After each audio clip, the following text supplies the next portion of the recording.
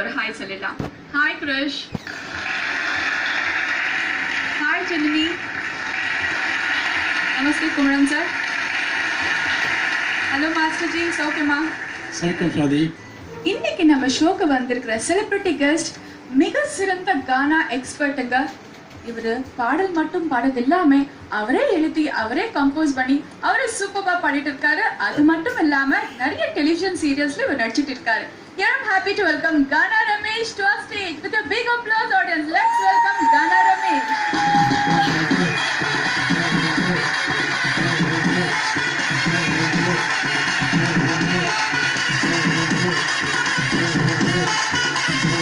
Welcome sir. Welcome to our show. Welcome. அது எப்படி உங்களுக்கு கானா ரமேஷ்ன்ற பேர் வந்து வெறும் கானா பாட்டு மட்டும் பாடுவீங்களா இல்ல வேற பாட்டு பாட மாட்டீங்களா?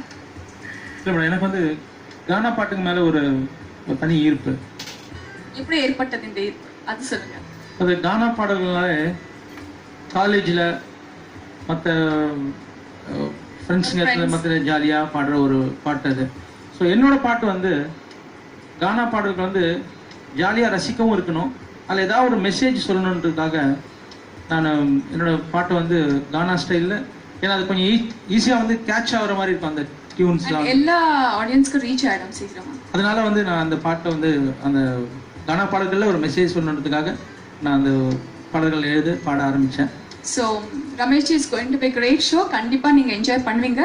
So you can go and have your seat.